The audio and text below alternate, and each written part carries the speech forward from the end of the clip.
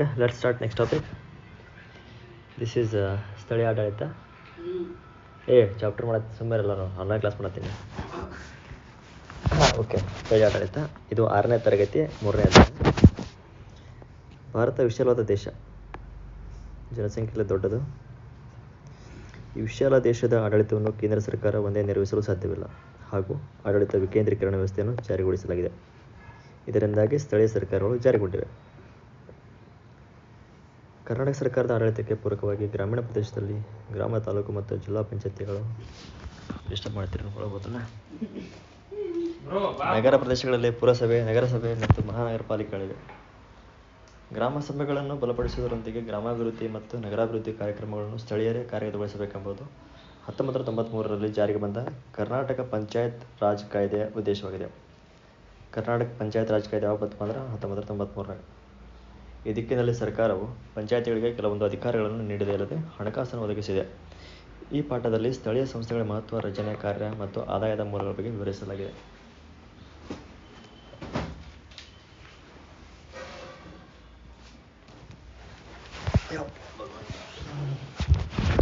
ಸಾಮರ್ಥ್ಯಗಳು: ಗ್ರಾಮ, ತಾಲೂಕು ಮತ್ತು ಜಿಲ್ಲಾ ಪಂಚಾಯತಿಗಳ ರಚನೆ, ಕಾರ್ಯ ಮತ್ತು ಆದಾಯದ ಮೂಲಗಳನ್ನು ಅರಿಯುವುದು.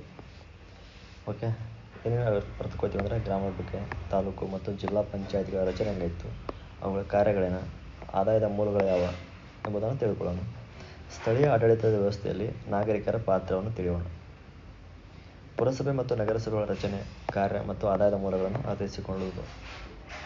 ಪುರಸಭೆಯಲ್ಲಿ ಕಂಡು ಬರ್ತಾವ, ನಗರಸಭೆಯಲ್ಲಿ ಬರ್ತಾವ. ಸ್ಥಳೀಯ ಆಡಳಿತದ ವ್ಯವಸ್ಥೆಯನ್ನು ಹಂಚಿಕೊಳ್ಳುವುದು. ನೋಡಪ್ಪ, ಈಗೇನೋ ಸೇತುವೆ ಕುಸಿದೈತಿ, ಬೋರ್ ರಿಪೇರಿ ಐತಿ, ಇದೆಲ್ಲ ಕಸ ಒಗೆದಾರು. ಇದನ್ನೆಲ್ಲ ಯಾರು ಮಾಡಬೇಕು? ಗ್ರಾಮ ಪಂಚಾಯತಿ ಅಥವಾ ಪುರಸಭೆ.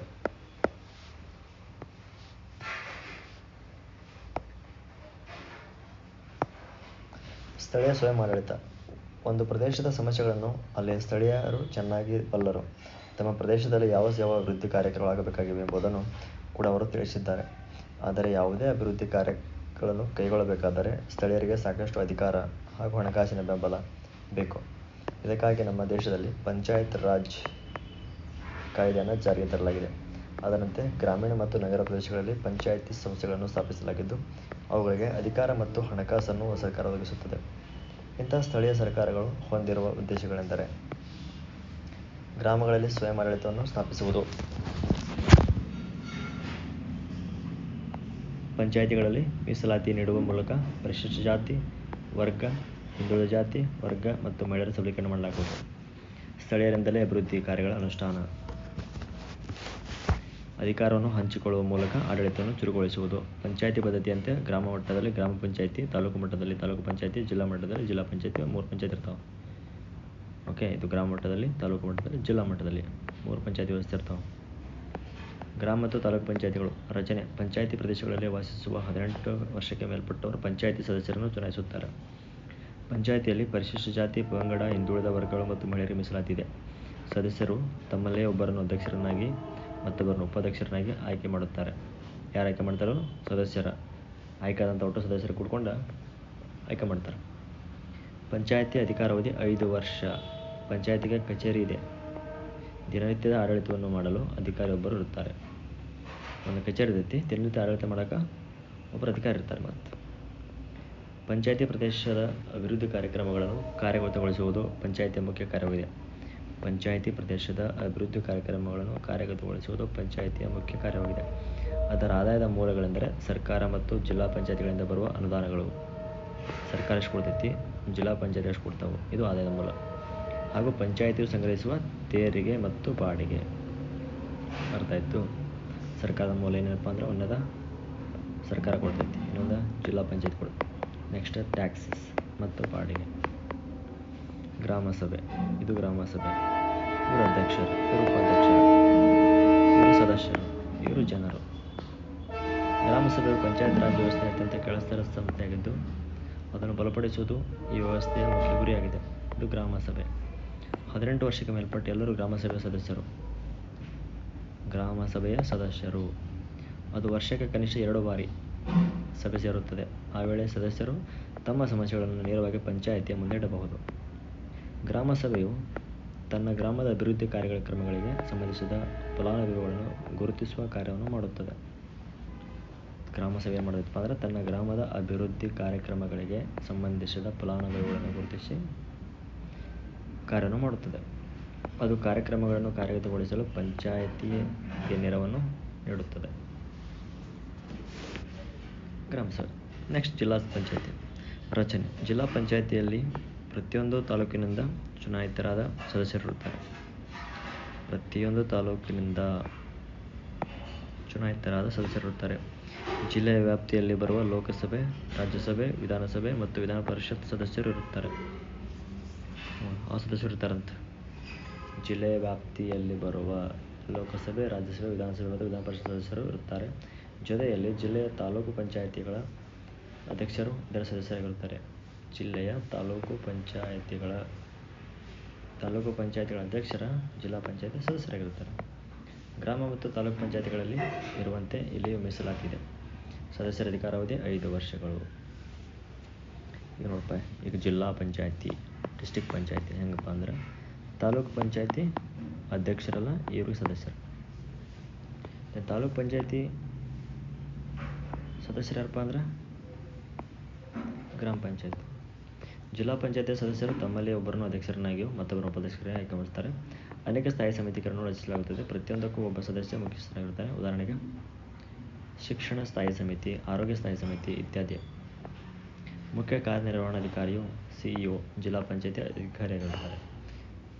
ಜಿಲ್ಲಾ ಪಂಚಾಯಿತಿಗೆ ಏನಿರ್ತಾರಪ್ಪ ಅಂದ್ರೆ ಒಬ್ಬರು CEO ಇರ್ತಾರೆ. CEO ಎಲ್ಲಿರ್ತಾರೆ? ಜಿಲ್ಲಾ ಪಂಚಾಯತ್ ಇರ್ತಾರೆ. ಡಿಸ್ಟ್ರಿಕ್ಟ್ ಪಂಚಾಯತ್. ಇದರ ಪ್ರಮುಖ ಕಾರ್ಯಗಳೇನು?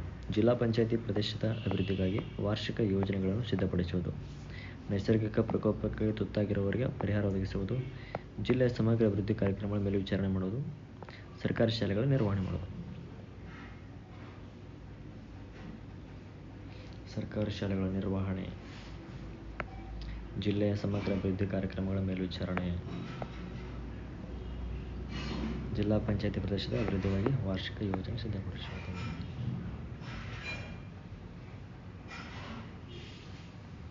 Okay, next 1 second.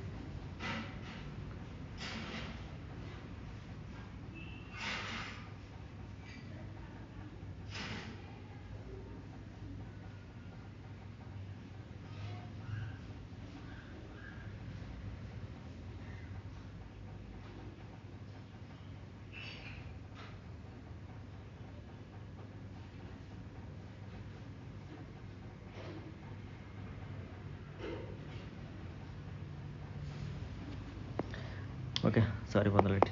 Let's come. ಆದಾಯದ ಮೂಲಗಳು. ಜಿಲ್ಲೆಯ ಅಭಿವೃದ್ಧಿ ಕಾರ್ಯಕ್ರಮಗಳಿಗೆ ಸರ್ಕಾರವು ನೀಡುವ ಅನುದಾನ ಮತ್ತು ಸಾಲವನ್ನೆತ್ತಿ ಪಡೆದ ಹಣ, ತೆರಿಗೆ, ಬಾಡಿಗೆ, ಸೇವಾ ಶುಲ್ಕಗಳು ಮೂಲಕ ಸಂಗ್ರಹಿಸಿದ ಆದಾಯ. ನಗರಾಡಳಿತ. ಪುರಸಭೆ ಮತ್ತು ನಗರ ಪಾಲಿಕೆಗಳು. ರಚನೆ. ನಗರ ಪ್ರದೇಶಗಳಲ್ಲಿ ಪುರಸಭೆ, ನಗರ ಪಾಲಿಕೆ ಮತ್ತು ಮಹಾನಗರ ಪಾಲಿಕೆಗಳೆಂಬ ಪೌರ ಸಂಸ್ಥೆಗಳಿವೆ. ಪುರಸಭೆ ಮತ್ತು ನಗರಸಭೆಗಳ ಸದಸ್ಯರನ್ನು ಸ್ಥಳೀಯ ಜನರೇ ಚುನಾಯಿಸುತ್ತಾರೆ. ಸದಸ್ಯರನ್ನು ಕೌನ್ಸಿಲರ್ ಎಂದು ಕರೆಯುತ್ತಾರೆ.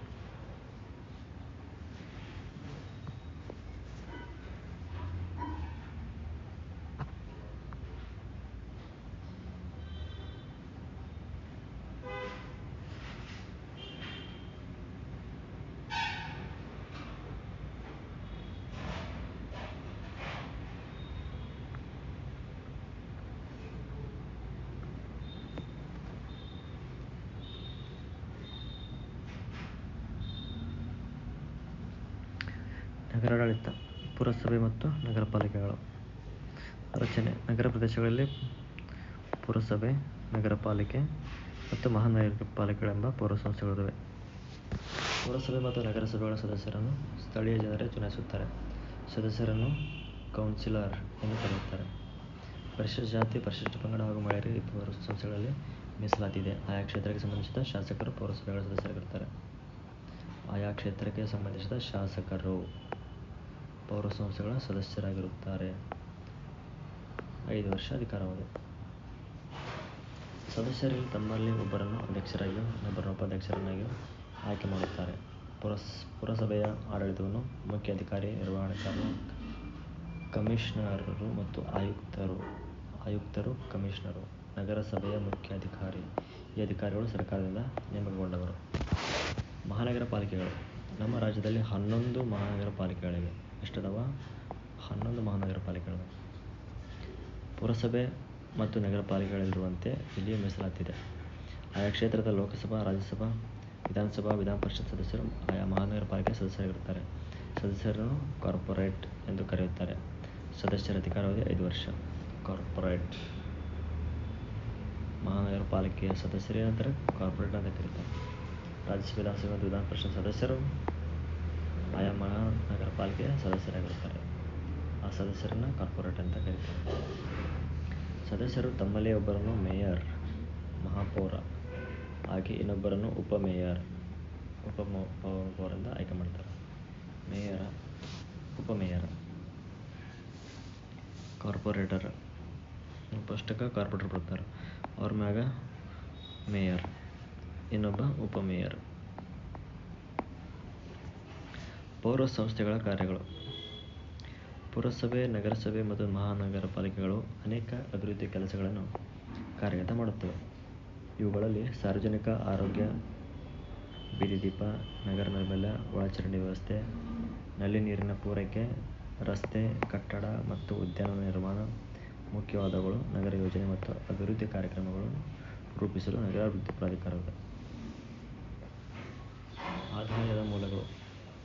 ರಾಜ್ಯ ಸರ್ಕಾರವು ನೀಡುವ ಅನುದಾನವು ಪುರಸಭೆ, ನಗರಸಭೆ ಮತ್ತು ಮಹಾನಗರ ಪಾಲಿಕೆಗಳ ಆದಾಯದ ಮುಖ್ಯ ಮೂಲವಾಗಿದೆ. ಸ್ವತ್ತಿನ ತೆರಿಗೆ, ನೀರು ಸರಬರಾಜು ಕರ, ಆರೋಗ್ಯ ಕರ, ವಿದ್ಯಾಕರ, ವಾಚನಾಲಯ ಕರ, ಭಿಕ್ಷುಕರ ಕರ, ಅಗ್ನಿಕರ ಹಾಗೂ ಇನ್ನಿತರ ಕರ ಮತ್ತು ಬಾಡಿಗೆಗಳು ಅವುಗಳ ಆದಾಯದ ಮೂಲಗಳಾಗಿವೆ. ಏನು ಆದಾಯ ಬರ್ತಾವಪ್ಪ? ಇಷ್ಟ. ರಾಜ್ಯ ಸರ್ಕಾರ ನೀಡುವ ಅನುದಾನ. ಪುರಸಭೆ ಮತ್ತು ನಗರಸಭೆ ಮತ್ತು ಮಹಾನಗರಪಾಲಿಕೆಗಳ ಆದಾಯ ಮುಖ್ಯ ಮೂಲವಾಗಿದೆ. ಸ್ವತ್ತಿನ ತೆರಿಗೆ, ನೀರು ಟ್ಯಾಕ್ಸ, ಹೆಲ್ತ್ ಟ್ಯಾಕ್ಸ, ವಿದ್ಯಾಕರ, ವಾಚನಾಲಯ ಕರ, ಭಿಕ್ಷುಕರ ಕರ, ಅಗ್ನಿಕರ, ಇನ್ನಿತರ ಕರ ಮತ್ತು ಬಾಡಿಗೆಗಳು ಅವುಗಳ ಆದಾಯದ ಮೂಲವಾಗಿವೆ. ಹೊಸ ಪದಗಳು. ಸಬಲೀಕರಣ. ದುರ್ಬಲರನ್ನು ರಾಜಕೀಯ, ಸಾಮಾಜಿಕ, ಆರ್ಥಿಕವಾಗಿ ಬಲಪಡಿಸುವುದಕ್ಕೆ ಸಬಲೀಕರಣ ಅಂತ ಕರೀತಾರೆ. ವ್ಯವಸಾಯಿಕರನ್ನು ಪೊಲಿಟಿಕಲಿ, ಸೋಷಿಯಲಾಜಿಕಲಿ, ಎಕನಾಮಿಕಲಿ ಸ್ಟ್ರಾಂಗ್ ಮಾಡೋದಕ್ಕೆ ಸಬಲೀಕರಣ. ಮೀಸಲಾತಿ. ಕೆಲವು ವರ್ಗದವರಿಗೆ ಸ್ಥಾನಗಳನ್ನು ಕಾಯ್ದಿರಿಸುವುದು ಮೀಸಲು ಅಂತ ಕರೀತಾರೆ. ಅನುದಾನ. ಅಭಿವೃದ್ಧಿ ಕಾರ್ಯಕ್ರಮ ಮತ್ತು ಇತರೆ ಉದ್ದೇಶಕ್ಕೆ ಸರ್ಕಾರ ಒದಗಿಸುವ ಹಣಕಾಸು ಅನುದಾನ ಅಂತ ಕರೀತಾರೆ. ನೈಸರ್ಗಿಕ ಪ್ರಕೋಪ. ನೆರೆ, ಚಂಡಮಾರುತ ಮುಂತಾದ ಭೀಕರ ಅನಾಹುತಗಳು. ಇಷ್ಟು ಈ ಟಾಪಿಕ್. ಇಲ್ಲಿಗೆ ಮುಗಿತ. ಸ್ವಯಂ ಆಡಳಿತ ಪದ್ಧತಿಯ ಮುಖ್ಯ ಉದ್ದೇಶಗಳು ಯಾವುವು? ಸ್ವಯಂ ಆಡಳಿತದ ಮುಖ್ಯ ಉದ್ದೇಶ ಪ್ರಜಾಪ್ರಭುತ್ವ. ಗ್ರಾಮ ಸಭೆಯ ಸದಸ್ಯರು ಯಾರಾಗಿರ್ತಾರೆ? ಗ್ರಾಮದ 18+ ಎಲ್ಲರೂ ಗ್ರಾಮ ಸಭೆಯ ಸದಸ್ಯರು. ಗ್ರಾಮ ಪಂಚಾಯತಿ ಸದಸ್ಯರಲ್ಲ, ಗ್ರಾಮ ಸಭೆಯ ಸದಸ್ಯರು. ಪಂಚಾಯತಿಗಳಲ್ಲಿ ಯಾವ ವರ್ಗದ ಮೀಸಲಾತಿ ಇದೆ? SC, ST, OBC ಮತ್ತು ಫಿಮೇಲ್ ಮೀಸಲಾತಿ ಇದೆ. ಜಿಲ್ಲಾ ಪಂಚಾಯತಿ ಆದಾಯ ಮೂಲಗಳು ಯಾವುವು? ಸೇಮ್. ಜಿಲ್ಲಾ ಪಂಚಾಯತಿ central government, then tax, all types of taxes. ನಮ್ಮ ರಾಜ್ಯದ ಮಹಾನಗರ ಪಾಲಿಕೆಗಳು ಹೊಂದಿರುವ ನಗರಗಳು ಯಾವುವು? 11 ಅದಾವ. ನಗರಗಳು ಯಾವ ಅಂತ ಕೊಟ್ಟಿಲ್ಲ, ಚೆಕ್ ಮಾಡಿ. ನಿಮ್ಮ ಗ್ರಾಮ ಪಂಚಾಯತಿ ನಗರ ಪ್ರದೇಶಗಳಲ್ಲಿ ಅತ್ಯವಶ್ಯಕವಾಗಿ ನಿರ್ವಹಿಸಬೇಕಾದ ಅಭಿವೃದ್ಧಿ ಕಾರ್ಯಗಳು. ಹಿರಿಯರೊಂದಿಗೆ ನಿಮ್ಮ ನಗರವನ್ನು ಸುತ್ತಾಡಿ ಮಾತನಾಡಿ. ಓಕೆ, ಇಲ್ಲಿಗೆ ಚಾಪ್ಟರ್ ಮುಗಿತೈತಿ. Thank you. ಬಾಯ್.